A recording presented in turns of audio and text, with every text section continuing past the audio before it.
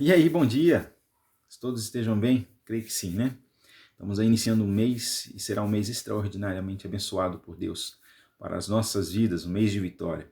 Creio nisso.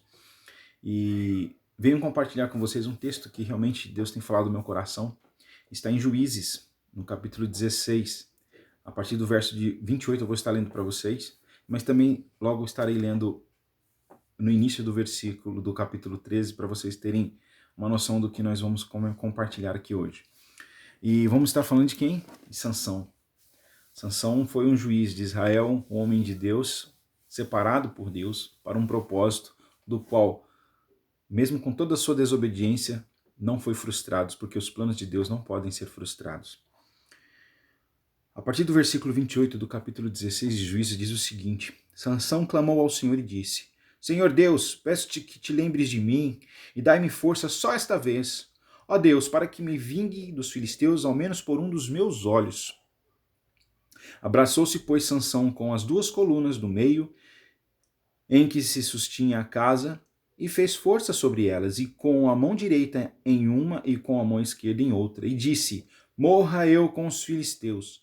Inclinou-se com força e a casa caiu sobre os príncipes e sobre todo o povo que nela estava, e foram mais os que matou na sua morte do que os que matara na sua vida. Sansão teve uma vida bem agitada. Sansão teve uma vida bem estressante, digamos assim. Ele nasceu com um propósito. E esse propósito diz o seguinte aqui, no partir do versículo 2 de Juízes 13, havia um homem de Zorá, da linhagem de Dan, chamado Manoá, cuja mulher era estéril e não tinha filhos. Apareceu-lhe um anjo do Senhor a esta mulher. Ele disse: Eis que é estéril e nunca tivestes filhos, porém conceberás e darás luz a um filho. Agora, pois, guarda-te, não bebas vinhos ou bebida forte, nem comas coisas imundas, porque eis que tu conceberás e darás luz a um filho, sobre cuja cabeça não passará navalha. Porquanto o menino será nazireu, consagrado a Deus desde o ventre de sua mãe, e ele começará a livrar a Israel do poder dos filisteus. Aqui é o propósito de Sansão. Então sua mãe era estéril, nunca havia tido filhos, um anjo aparece a ela e diz que ela, a partir dali ela teria um filho. Então ele dá algumas recomendações importantes para ela. Não beba vinho, não beba bebida forte, nem coma coisas imundas. Então se guarde.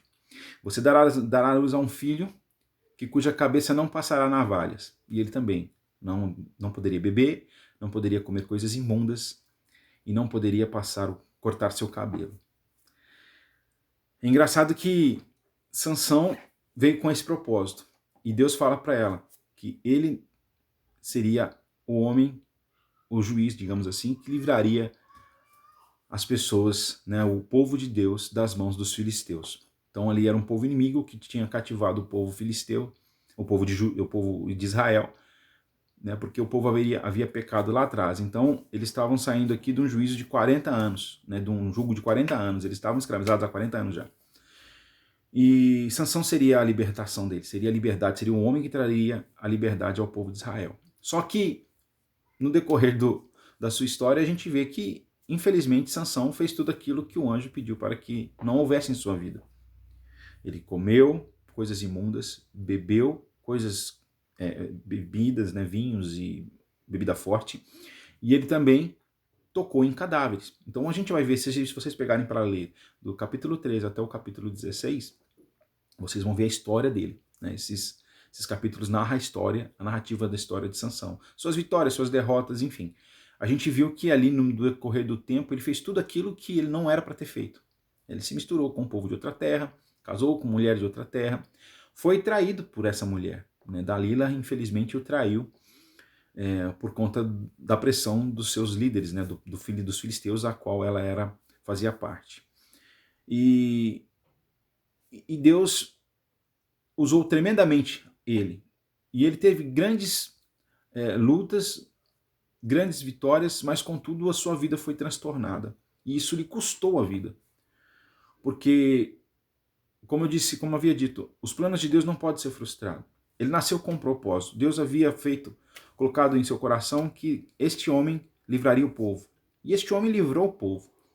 Embora fez tudo errado, livrou o povo. Só que, por ele ter feito tantas coisas erradas, ele pagou um alto preço por isso. E no final das contas, com sua própria vida. O que me faz meditar aqui nesta passagem? Que aquilo que Deus preparou para você, aquilo que Deus colocou em sua vida, o propósito para qual que você nasceu, ele vai ser cumprido. Porque os planos de Deus, mais uma vez eu falo, não sendo repetitivo, não podem ser frustrados. Você nasceu com esse propósito. E quando você se distancia desse propósito, quando você se desvia para desfrutar daquilo que Deus não te ofereceu, você vai pagar um preço. Você vai pagar um preço. Não sei qual o tamanho desse preço, mas com certeza as coisas não vão se tornar tão agradáveis à sua vida. É igual menino teimoso. Quantas vezes somos chamados por Deus, pessoas são chamadas por Deus para um propósito e essa pessoa simplesmente se desvia do propósito de Deus.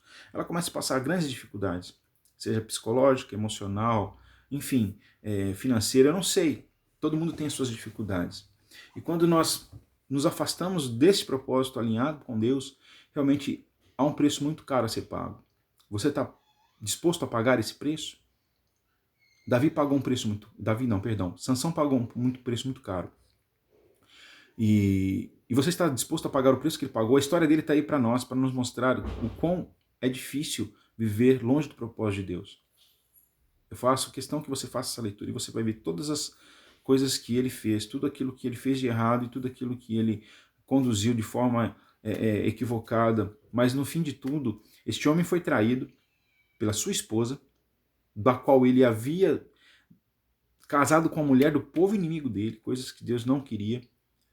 Ele foi traído por ela.